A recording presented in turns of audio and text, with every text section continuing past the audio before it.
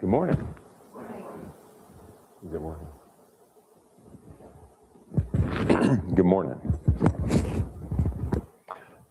So the picture I sent this morning, the one on the left, there's two parts to it. The little boy that is coughing because of secondhand smoke. The smoke that the adult is putting into the air doesn't just, the stuff that he takes in doesn't just affect him, does it? What he puts out is affecting someone innocent beside him. And I thought about, what an interesting thought. I don't know why secondhand smoke came to my mind, but just thinking about how people who smoke or when you're around that stuff, the secondhand smoke has its own levels of dangers for people to inhale. And I thought about the secondhand effects of other things and the effect that they have on people that we are around. And so I thought about the kid is so excited about his little picture. What message is he getting from the adult he's trying to show? I don't have time for that right now. So a secondhand attitude can hurt others just like secondhand smoke can. The attitude that I carry, others will feel. Just like the smoke that someone else exhales, others will take in. The attitude that I carry is something that will have an impact on other people. The little boy on the left is subject to the consequences of the adult's decision to smoke. And that's so unfair to him, isn't it? It is not his fault. Well, just like sometimes the attitude or the personality or the demeanor that I bring to a situation, the effect that it can have on someone else, unfortunately, it's not even really their fault, is it? It's just whatever I bring to that situation. The little boy is not choosing to inhale smoke directly into his lungs, but he's ending up doing so because the person beside him is making a choice. The child is suffering because of the choices the adult beside him is making. And I thought, that is so unfair. But you know what? Such scenarios that we can come up with have nothing to do with smoking, but they happen all the time.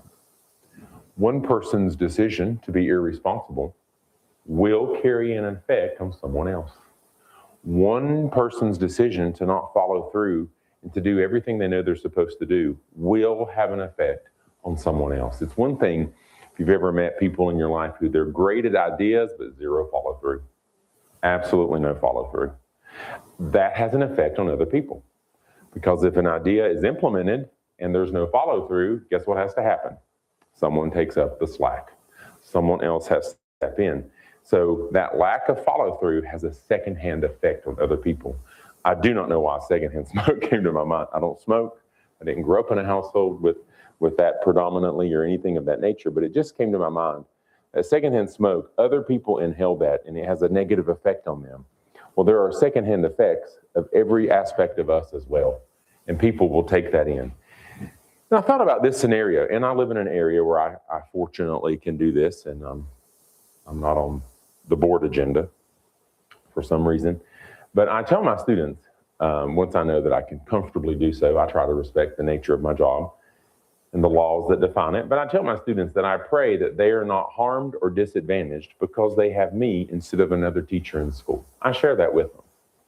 I say, I pray that each day that you are not disadvantaged because you got stuck with me. And I tell them this because they did not choose me. They did not sign up for, I'm not put on a list and some kid get to come by and put their name on it for their 7th grade or whatever math class that this last year, I'm changing next year, but their parents most likely did not choose me. The fact that they're in one of my classes is largely, in the overwhelming majority of the time, is completely out of their control. They had no say in the matter, but they are in my presence nonetheless.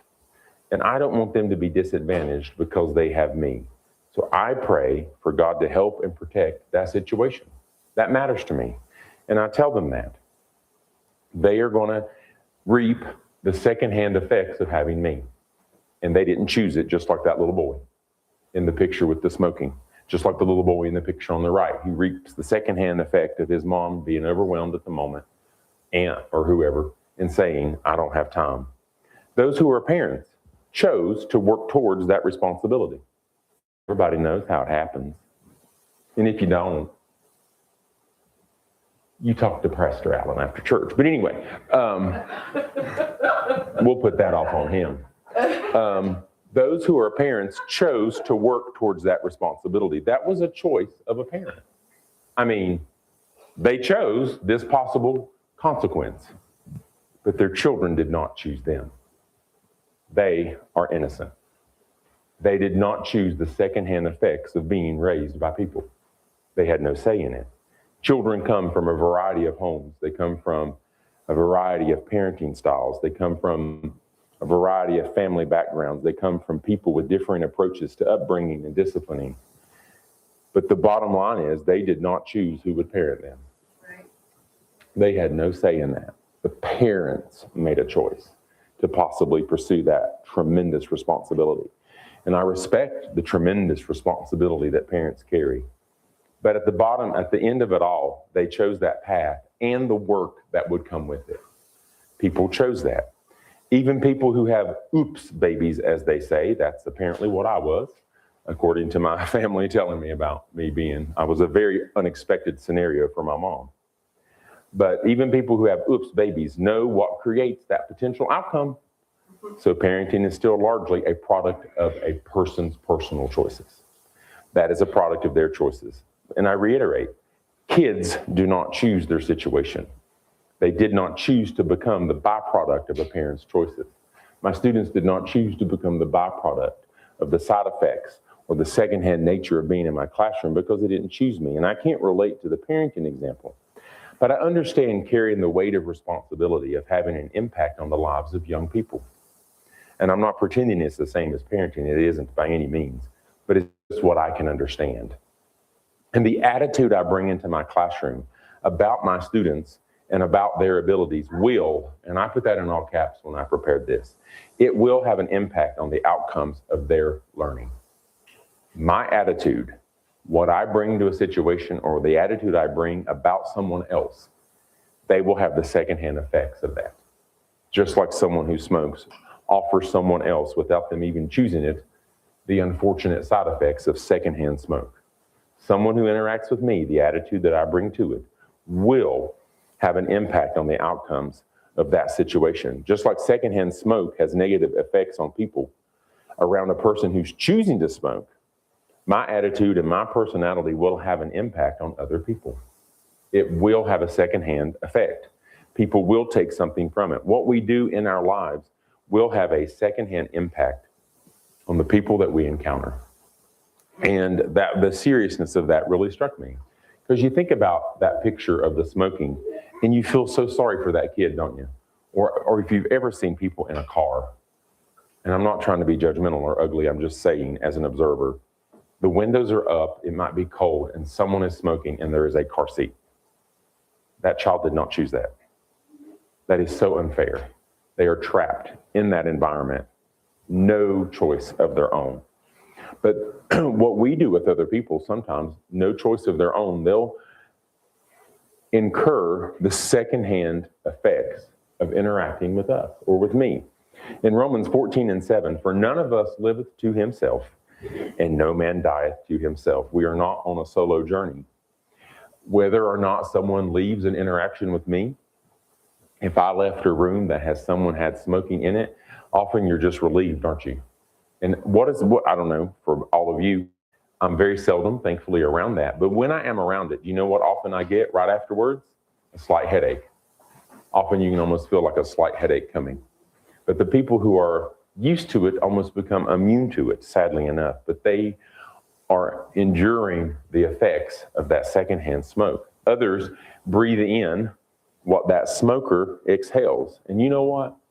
When you think about it, secondhand smoke is one thing. Oh, that's terrible. Someone shouldn't be smoking around people, et cetera, because other people are inhaling that smoke, and they didn't ask for that. If I wanted to smoke, I'd smoke. They don't need to be putting that around me. Others absorb what we constantly put out too. Those around us are absorbing what we put out. They are absorbing what we put out through our attitudes. They are absorbing what we put out through our words, and they absorb what we put out through our actions or lack of action. People absorb that. There is a secondhand nature. There's a secondhand effect, what we offer people. In Titus 2, 7 and 8, in all things showing thyself a pattern of good works. I am a math major. Patterns are often your friend as a math major because it allows you to pick up on the nature of what's going on in a particular problem or a particular situation. And it can make you form generalities, something that can be used to predict for future values. Patterns are often a very good thing. When they help you, what side effects or what secondhand nature do people experience from the pattern of my life? Because not all patterns are good. In doctrine showing uncorruptness, gravity, sincerity, sound speech that cannot be condemned, that he that is of the contrary part may be ashamed, having no evil thing to say of you. Other people build an impression of us through the patterns of our actions and behaviors. We give off a secondhand effect, don't we? People absorb that through my words, my action, the pattern of my words, the pattern of my actions, the pattern of an interaction. People absorb that. And they build an impression based on those behaviors and patterns that they encounter. If I'm known, I think about my coworker. She's known for being very, very early. I drove up to school, and if I didn't see her car there, it would almost unnerve you. Because even if I were early, because she's just a major early bird. That's just her nature. She had a little bit of a commute to school. But she was just kind of known as that way. And if you got there yourself and she wasn't there, you almost could worry, like, what's wrong? Is something going on? Just because that was a pattern in her life. If someone's known as bringing goodies to an event when invited, then what will people expect or not be surprised to find when they hear someone's coming to that event? A treat. That's the secondhand nature. That's what they've observed and what they've absorbed about that person. It's just kind of common sense, isn't it? It's just what we pick up on. We will be known based upon the patterns we've demonstrated before other people. And that is the reputation that will follow us. And the thing that really gets me, just like that little boy innocently sitting there absorbing that secondhand smoke, some people can become the innocent victims or the fortunate participant of the secondhand nature of what we bring to a situation. If we bring good, they become a fortunate person who maybe gets to experience that good. But if I don't bring something positive, it's something that they will absorb. People will absorb what they witness, and from what they witness, they make judgments, don't they? We live in the real world. Whatever someone's absorbing, they make a judgment. They make a judgment, they form opinions, and they decide how they feel about us based on all of their observations and from what they absorb. If you're a kid in a scenario with secondhand smoke, it's possible your observations will tell you, this doesn't make me feel good. That's what we hope, right? That a kid will not repeat that and they think it makes them feel bad. So what I do and what I say will have an effect on other people. That's not a profound statement. That just should be common sense, shouldn't it? One would think that it's common sense. It will have an impact on my witness. And we could all sit here. I think everybody with any rationality about them will say, well, I know that. I mean, it's just good old-fashioned should be, as we'd say, around the mountains, wasn't it? Common horse sense. But here's what hit me as I prepared the lesson. This is for me. How often do I let this understanding guide me in my interactions with other people? How often do I let the understanding that they are a secondhand, they get a secondhand impact from being around me? What do I want that impact to be? What do I want them to walk away from the situation thinking and feeling? Because it's very easy to become absorbed in myself in situations. It's very easy in scenarios to only be concerned about myself and what I want to accomplish from it. But how often would I let my understanding guide me in my interactions with other people? How often do I reflect on this understanding? How often would I reflect on, okay, that kid was innocent. He didn't deserve secondhand smoke. Will I offer someone something else in their interaction with me that they don't deserve? Will I offer something that's too harsh? Will I offer something that sounds unkind? How often do I reflect on that understanding before I consider how I'm acting around other individuals I'm with? That thought struck me. How often do I really fully think about that? Other people, and it's not their fault, just that little boy absorbing that secondhand smoke, they will absorb whatever energy I put off. They will absorb that. You can watch it with children. If kids go into a room and it seems to be upbeat, guess how they often act? Upbeat.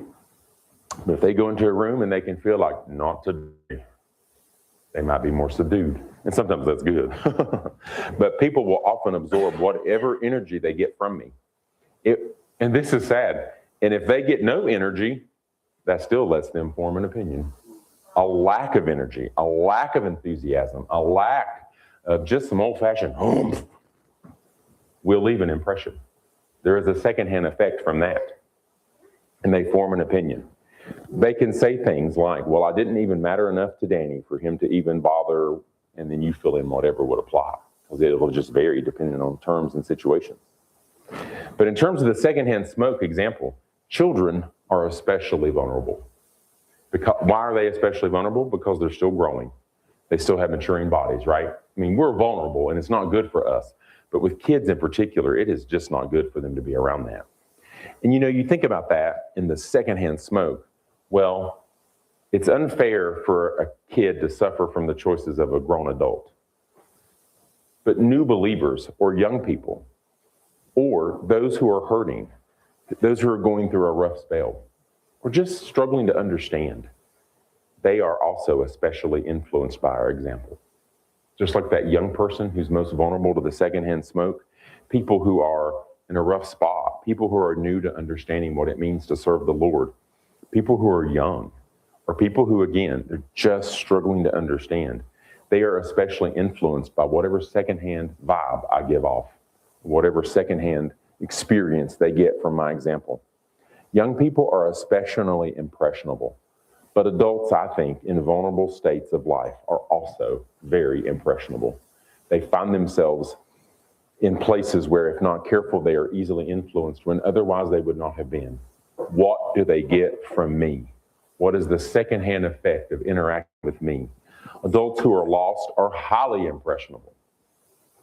They are highly impressionable to the actions of people who claim to be living for the Lord, don't they? And this is a phrase that came to me, at some point in my adulthood, because it really struck me. It's something that I feel I need to reflect on. If I'm going to say to somebody that what I have is better, they best see it. They best think that the secondhand effects are proving it. I put it in the context of this lesson. The secondhand effects of smoke make me think, oh, that just feels gross to me. But if I'm going to tell someone, especially someone who's in an impressionable, vulnerable place, that what I have is better, then I best be living a life that gives off us the secondhand effects that prove it, that demonstrate to them, yes, this is better. In Matthew 5, and I think that's just fair to be expected of me. When I pray for my students and I pray that I can be what I can for them, it is fair for me to hold myself to that standard because they did not choose to be in my classroom. If I say that that the life that I'm living or the life that I can experience with Christ is better, then the secondhand effects of it best show it. Or what are people going to do? Take this ear and they cut it off. They are not interested in anything I have to say. In Matthew 5:16, let your light so shine before men that they may see your good works. Again, what pattern do they see? Because that's what people notice. Often people will form judgments on a first impression that are often unfair. That can happen for sure. But people who are around and who are fair and who will give you a chance will look for patterns. They may not say that in their brain. Let me keep a diary of the patterns of Danny. No, they're not necessarily doing that formally, but that's what their brain does. Our brains work well with patterns. That's why we find comfort in routines. It is a pattern to a day. May they see your good works and glorify your Father which is in heaven. The goal was for them to see something good, recognize that the secondhand effects of that are a really good life, that God will help and God will be there for you even when it's tough. And in the end, the glory goes where it's deserved, and that's to God. The goal is not for me to be glorified. Not that anybody here is searching for that, but the goal is for people to understand that God loves them. One of the sweetest things that I think in life you experience, we all have our own experiences. Pardon me for just a minute. And we all have different scenarios that stand out to us in our time, whether it be in our careers or our personal life. But I think one of the sweetest things that I've kind of experienced where we are fortunate to have the young people who are coming to do little activities and we're trying to teach them some things. One of the sweetest things that one of the parents who does bring her kids has mentioned, and she's mentioned it more than once, and I just find it very kind of her to even mostly maybe write it or say it. But she'll say or write, "I'm so glad you are in our bubble." I mean, that's better than thinking, "Let me get out of the bubble." I mean, the secondhand effects of that could be that they say no thanks, right? I mean, that's fair. People make those judgments all day. We do. We decide what's healthy for us and what do we want to partake in. But she has written, "I'm so glad you are in our bubble." And I appreciate that she feels that way about the stuff that we're trying to do at the church for them. But what we put out there from our attitudes, our mannerisms, our actions, it leaves an impression not just about us as individuals, and that is to me the seriousness of this, but it leaves an impression about what we say we believe and stand for. That is what people are going to really ultimately evaluate. I shared that I tell my students that I pray for them. They didn't choose my classroom, and I don't want them to be at disadvantage for having me, because being there is not their fault. But there they are. So the burden is, what am I going to do about it? There they are. And now what am I going to do? The burden of being a good example really doesn't fall on them. It falls on me. That is my duty to them. They become the innocent bystanders of what it means to have me as an instructor. And I think this is true for people we are around each and every day of our lives. Those people become the innocent bystanders of what it means to us as an example of what it means to say, "I'm a Christian." They are the innocent bystanders witnessing when we say, "I am a Christian," or "I follow Jesus," or "I'm serving the Lord." They become the bystanders of what we say and the impressions that they are getting from us. What is the secondhand effects of us saying that in front of them? Do they walk away saying, "Oh yeah, that person loves God"? Or do they walk away seeing a pattern that discourages them or causes them doubt? If that be the case, what patterns, the question for me that I wrote, what patterns do they see in our lives? What patterns do they see in my life? I have no problem making it personal. That's where it begins. What attitudes do they experience from me? And I think it's fair questions for me to reflect on, because that is like that secondhand smoke. It leaves an impression. They take that in. The effects of secondhand smoke are not just temporary, are they? For a child who lives in a home where smoking happens, secondhand smoke, just like the effects of real smoking, accumulate over time. Apparently, the effects of secondhand smoke accumulate over time as well. Thankfully, being around it for just a momentary span may not cause us as much harm as the people who unfortunately are exposed to it for those prolonged periods of time.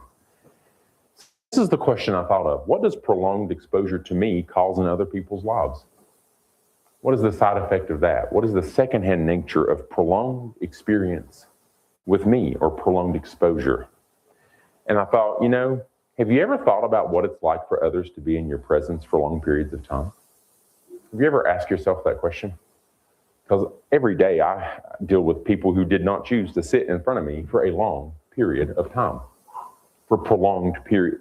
This one kid I had this year, he was something else. He was extremely bright. He's extremely intelligent. He, no shock, qualified for the high school math class in 8th grade. I was not surprised. And he needs to be in that class. But he was so smart. He had to temper that with a 12-year-old, 13-year-old brain. Well, they don't temper that well, especially their reactions. So we had to have conversations that, "Honey, you're condescending to your peers." Because we may, as an adult, hear a kid answer a question, and in your brain you're thinking, "Oh, mercy, they think that's the answer." Or in your brain, you don't mean, not meaning it mean, but you kind of chuckle thinking, "Lord bless their heart." He didn't have that adult filter. So a kid answer, they think they're giving the best answer they can come up with, and he'd say, "Are you serious?"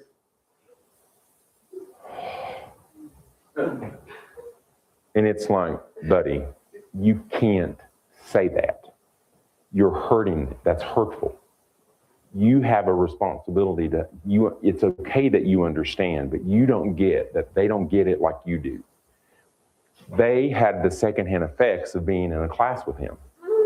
Well, guess who he spent about half his day with? Me.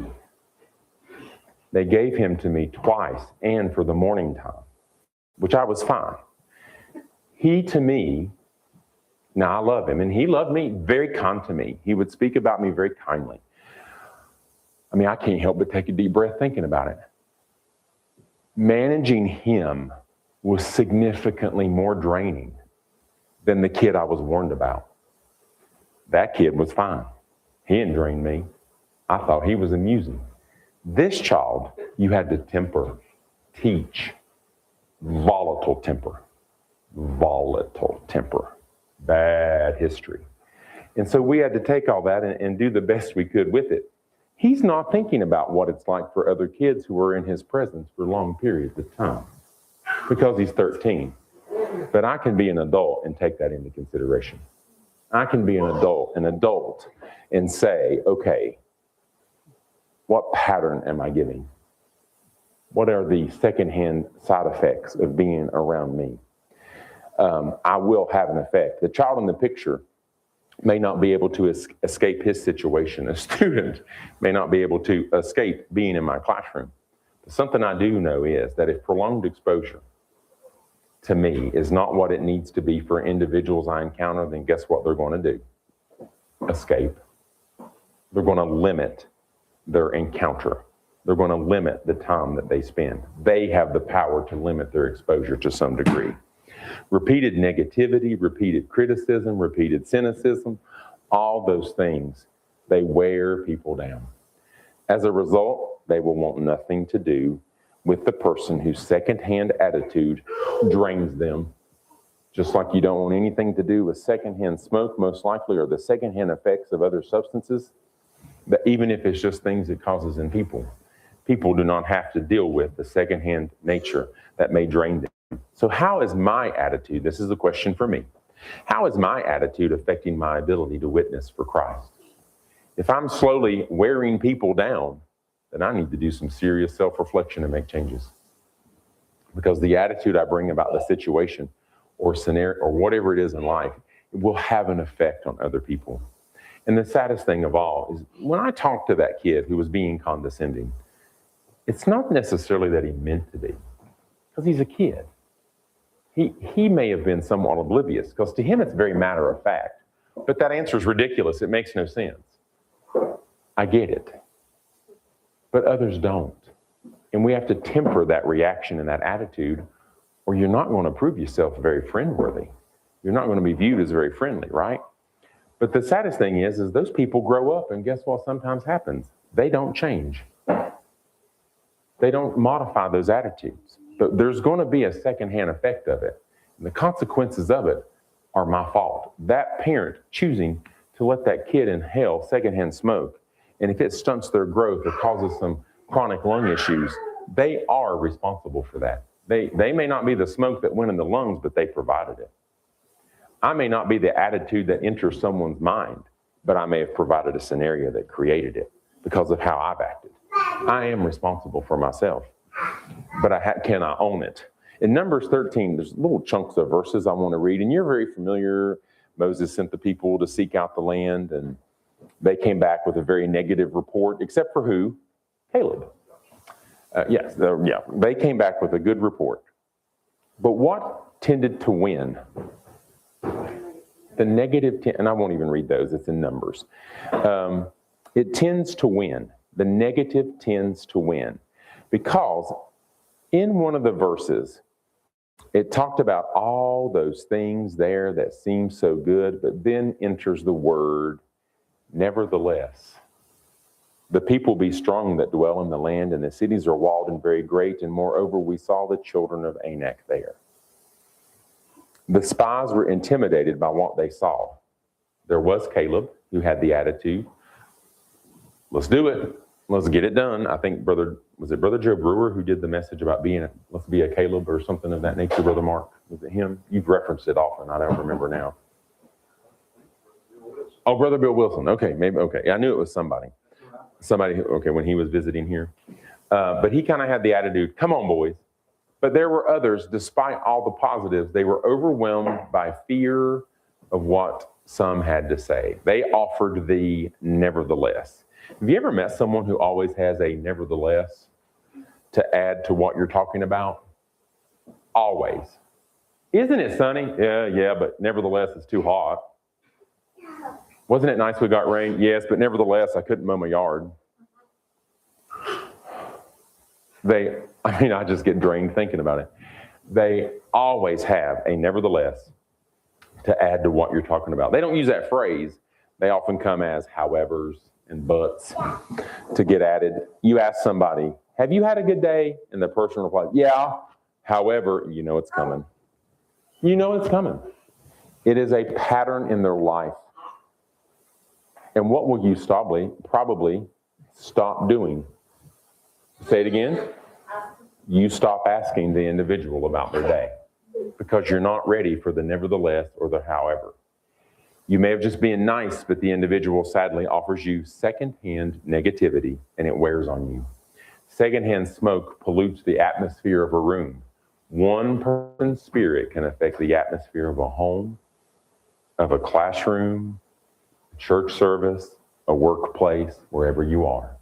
One person's spirit can bring an effect as a secondhand nature to that. If you've ever been in a scenario where you walk into a room and everybody's kind of bleh, but all of a sudden a little ray of sunshine walks in, and the attitude of the room can change. But all it can take, one little ray of black hole to suck out what light was there and absorb it. I believe in giving people a chance. There are people I've met through the years and the patterns of behaviors that I've experienced from prolonged interaction. I'm sure we've all had this. They've left me a little bit drained. The secondhand effect of being around them left me with a somewhat unhealthy feeling. It didn't mean the people did anything sinful or necessarily, outlandish to me. I'm just me. I don't want to be around secondhand smoke if I can help it. And there's some social interactions that I prefer to limit my contact with because the devil can use those interactions to really work on my mental health and my spiritual well-being. They work on me.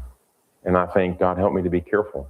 So I pray the Lord help me to be careful what pattern of impression I'm leaving on other people, especially those who are lost, especially those who visit church or who visit a church event or whatever the case is. And it made me think, this is a goal. I'm just not sure how well I'm accomplishing it because it's not like you have goals, but you don't always remember them at the time. But if I'm at a function, sometimes if it be work or church or whatever, or visiting a place, sometimes I think it's nice to try and find somebody that it seems like people are overlooking. Sometimes it's nice to just seek them out and go and talk to that person. And I'm not sure I always get it accomplished as prominent as I wish I would. But I'd like for that to be a goal of mine. The attitude a visitor gets from me will spread to them. Or the absence of it will also spread, won't it? The interactions or lack thereof leave an impression on other people. Smokers may underestimate the impact that their smoking has on the lives of people around them. Often they'll dismiss it, won't they? I pray I don't underestimate the impact of what people may absorb and observe from me and the impact it will have on them. I pray that I not underestimate that because it will have something. And there are always scenarios. I've taught forever, in a sense. I've taught for a long, long, long time. And I've encountered lots and lots and lots and lots of people, and children are they have their own personality. Some personalities are easy, just like we know with adults. Some personalities are easy and some aren't. The same is true with children. But here's what I know. I have a responsibility for how I interact with them. Whether they're easy or not is often irrelevant because I still have a duty to them because they're in my classroom. And I pray that the Lord will help me demonstrate a life that will help others see a positive pattern of example, to experience secondhand effects that cause them to glorify God. Because the goal isn't, of course, by any means, there's nothing about me to glorify. I'm not looking for that.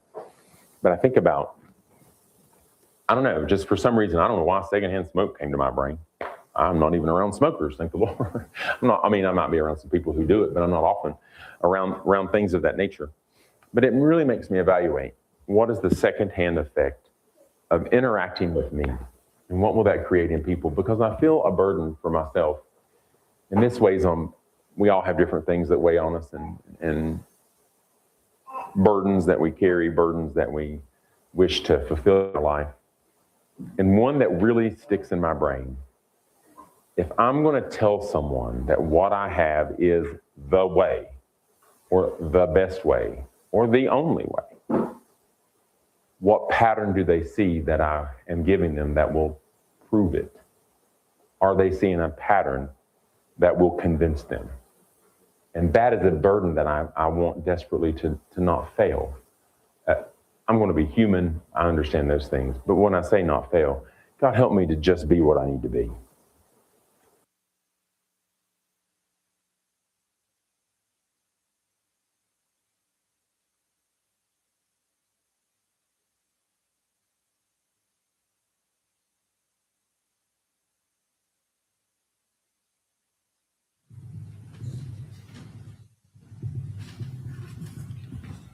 Amen. Thank the Lord. That's a really, really good lesson. I tell you, it's as they say at work, when we got visitors coming to work, they emphasize that you only have one time to make a first impression, and that's when you have got the opportunity. So Lord, help us to take full advantage of the opportunities to really reach people and help them find a better way. If we've got a better way, we should have that desire in our heart to help them find a better way. And I think we all do. But, Lord, help me to be what I need to be. I like what Brother Danny said about seeking out that maybe one that's not seeming like they're getting a whole lot of attention or whatever, and I thought a little Zayd in there, if they brought him to service and nobody ever even never paid any attention to him, he'd pick up on that. Little he is. But I think everybody give him some attention as soon as we see him. You can't hardly help it. But that's the way it is with the lost. We got to seek them out and try to encourage them, and we know that. So a very good lesson this morning. We'll take a little bit of a break, and then we'll move on with the service shortly, Lord willing.